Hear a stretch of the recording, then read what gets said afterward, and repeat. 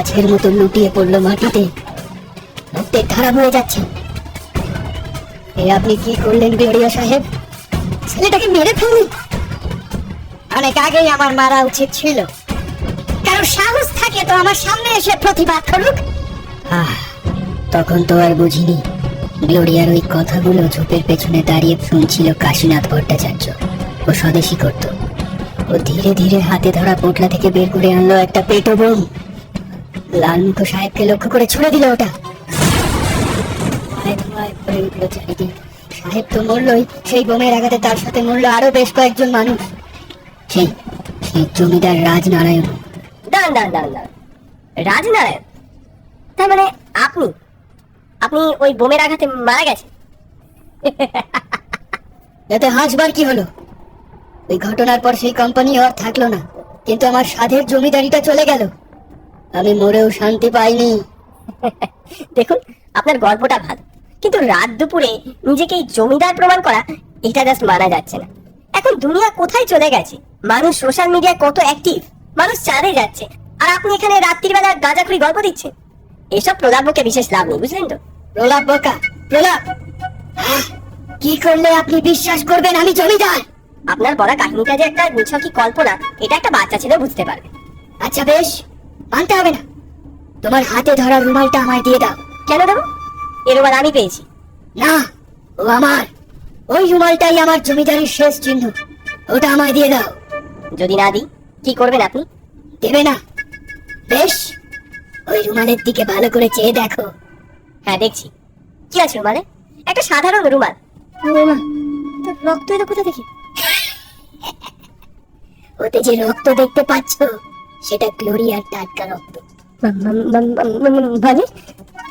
হাত পা ঠান্ডা হয়ে গেল। সে সাদা রুমাল এখন টকটকে লাল হয়ে গেছে। শুধু আমি নই, একবার গাড় ঘুরিয়ে পেছনে তাকিয়ে দেখো। এ বাস নয়, মৃত্যু যায়।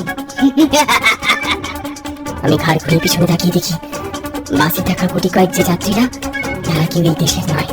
সব থেকে ভয়ানক ব্যাপার হলো ওদের চেহারায় বিভৎস করুণ অবস্থা, ওরা ঝলসানো। সেই দিনের সেই ঘটনায় ওরা কেউ বাঁচেনি। এবার বিশ্বাস হলো তো? ভয়ে আমার আত্মারাম খাঁচা ছাড়া হয়ে গেল। তার মানে লোকটার বলা প্রতিটি কথা অক্ষরে অক্ষরে সত্যি। চিৎকার করলাম। বাস দাঁড়ালো না। অশরীরীর দল পিছন থেকে হাহাকার শুরু করলো। আমি এই রুমাল দিয়ে দেবো, আমায় যেতে দিই। যাওয়া তো আর হবে না সতীর্থ বাবু। এই যান শুধু মৃত্যুর দিকে নিয়ে যায়। না, আমি বাঁচতে চাই।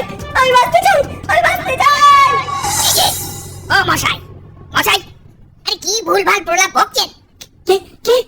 আরে এই যে আমি। টিকিটটা আবার কাটুন।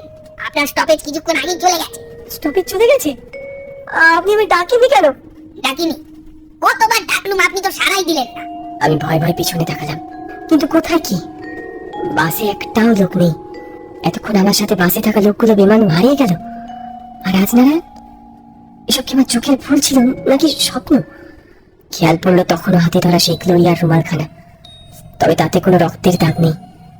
মনকে প্রবোধ দিলাম, হয়তো ভুল দেখেছি, নয়তো যেমন ভাবে ওরা কালের গর্ভ থেকে উঠে এসেছিল, তেমনি হয়তো কালের অতল গর্ভে মিলিয়ে গেছে। সর্বনাশ, সুলেখার ফোন। হ্যালো, রাত 12:30 বাজছে, তুমি আর কখন বাড়ি ফিরবে? বিশ্বাস করো সুলেখা, একটা কাজে ফেসে গিয়েছিলাম। আমি এক্ষুনি আসছি। তোমায় বিশ্বাস? তুমি আজ বাড়ি ফেরো, তোমার হচ্ছে। ফোন কেটে গেল। বুঝলাম আজ যেমন ভাবেই হোক আমার মৃত্যু নিশ্চিত, নয় ভূতের হাতে নয় সুলেখার হাতে। অদৃষ্ট। এই বাস রোকো। নিন্দাদা, আপনি এবার নেমে যান। আমি এক মুহূর্ত সময় নষ্ট না করে রুমালটাকে ছুঁড়ে ফেলে দিয়ে বাড়ির পথ ধরলাম।